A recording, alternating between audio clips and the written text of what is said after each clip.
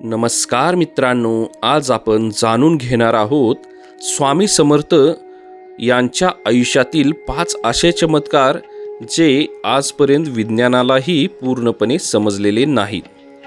अक्कलकोटचे महाराज, दत्त अवतार म्हणून ओळखले जाणारे, असंख्य भक्तांच्या जीवनात आशेचा किरण बनलेले स्वामी समर्थ हे केवळ संत नव्हते, तर ते एक जिवंत अनुभव होते. त्यांच्या दर्शनाने लोकांच्या डोळ्यात अश्रू यायचे, मनातील भीती नाहीशी व्हायची आणि जीवनाला नवी दिशा मिळायची. आजही लाखो लोक श्रद्धेने त्यांचे नाव घेतात, परंतु त्यांच्या आयुष्यात घडलेल्या काही घटना इतक्या विलक्षण होत्या की त्या केवळ श्रद्धेच्या पलीकडे जाऊन प्रश्न निर्माण करतात. चला सुरुवात करूया पहिल्या चमत्कारापासून. पहिला चमत्कार, मृत व्यक्तीला जिवंत केले. असं सांगितलं जातं की अक्कलकोटमध्ये एकदा एका कुटुंबावर दुःखाचा डोंगर कोसळला. घरातील तरुण अचानक गंभीर आजारी पडला आणि काही वेळातच त्याचा मृत्यू झाला असे सर्वांनी मानले. घरात रडारड सुरू झाली, नातेवाईक जमा झाले, अंत्यसंस्काराची तयारी सुरू झाली. तेव्हा कोणीतरी सुचवलं की स्वामी समर्थांना बोलवा. काहींना आशा होती तर काहींना शंका, पण शेवटचा प्रयत्न म्हणून स्वामींना विनंती करण्यात आली. स्वामी शांतपणे त्या तरुणाजवळ बसले. त्यांनी काही क्षण डोळे मिटले. वातावरणात गूढ शांतता पसरली होती. मग त्यांनी त्या देहाला हलकेच स्पर्श केला आणि ठाम आवाजात सांगितले, उठ. क्षणभर काहीच घडलं नाही. उपस्थित लोकांच्या हृदयाचे ठोके वाढले होते आणि अचानक त्या तरुणाच्या बोटात हालचाल सुरू झाली. काही क्षणात तो उठून बसला. घरातील लोक स्तब्ध झाले. जे अशक्य वाटत होतं ते त्यांच्या डोळ्यासमोर घडलं होतं. आज विज्ञान म्हणेल की कदाचित तो मृत नव्हता, कदाचित तो बेशुद्ध अवस्थेत होता, पण त्या काळात कोणतीही यंत्रणा नव्हती. फक्त अनुभव आणि प्रत्यक्ष साक्षीदार होते. हा योगशक्तीचा परिणाम होता की मृत्यूवर विजय? हा प्रश्न आजही अनुत्तरित आहे. दुसरा चमत्कार, भविष्य सांगणे. अनेक भक्तांनी सांगितले आहे की स्वामी समर्थ एखाद्याच्या मनातील विचार आणि येणाऱ्या घटना त्यांना न सांगताच ओळखत असत. एकदा एक व्यापारी स्वामींकडे आला.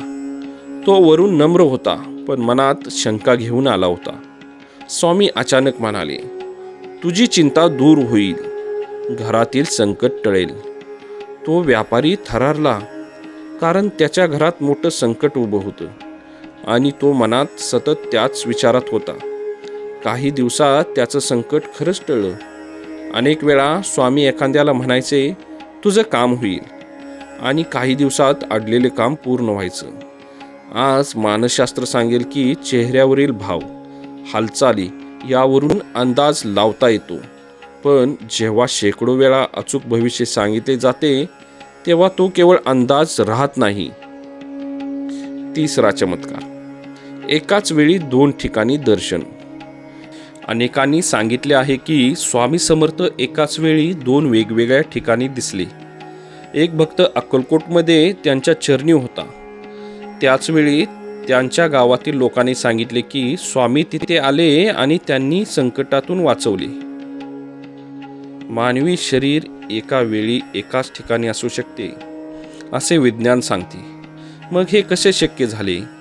काही लोक म्हणतात की हे सूक्ष्म स्वरूपाने दिलेले दर्शन होते.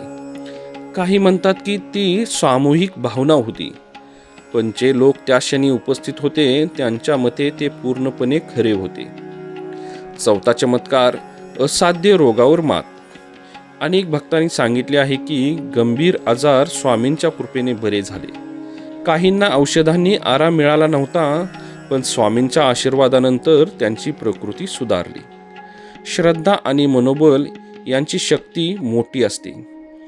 हे विज्ञानही मान्य करते, पण केवळ आशीर्वादाने बदल होणे ही गोष्ट अजूनही गूढ वाटते. कदाचित श्रद्धा हीच सर्वात मोठी औषध असेल. कदाचित स्वामी समर्थ लोकांच्या मनातील भीती दूर करून त्यांना जगण्याची नवी ऊर्जा देत असतील.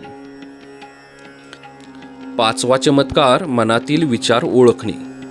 स्वामी समर्थ अनेकदा एखाद्याच्या मनातील प्रश्न त्याला विचारण्याआधीच उत्तर देत असत. एखादा भक्त मनात विचार करत असे की माझं काम होईल का, आणि स्वामी म्हणत असत चिंता करू नकोस. लोक थक्क होत, त्यांना की स्वामींना सर्व काही ठाऊक आहे. आज मेंदू विज्ञान बरेच काही स्पष्ट करते, पण त्या काळात हे सर्व चमत्कारच वाटत होते. मित्रांनो, या सर्व घटनाकडे आपण कसे पाहायचे? आंधळा विश्वास म्हणून की अजून न उलगडलेले रहस्य म्हणून? कदाचित पुढील काळात विज्ञान या गोष्टींचे स्पष्टीकरण देईल. कदाचित काही गोष्टी कायम गूढच राहतील. पण एक गोष्ट निश्चित आहे, स्वामी समर्थांनी लोकांना आशा दिली, धैर्य दिलं, संकटात आधार दिला. त्यांचे शब्द आजही लाखो लोकांच्या मनात घुमतात. भिवू नकोस, मी तुझ्या पाठीशी आहे. कधीकधी माणसाला जगण्यासाठी चमत्काराची नाही तर विश्वासाची गरज असते. हीच कदाचित स्वामी समर्थांची खरी देणगी होती. श्री स्वामी समर्थ.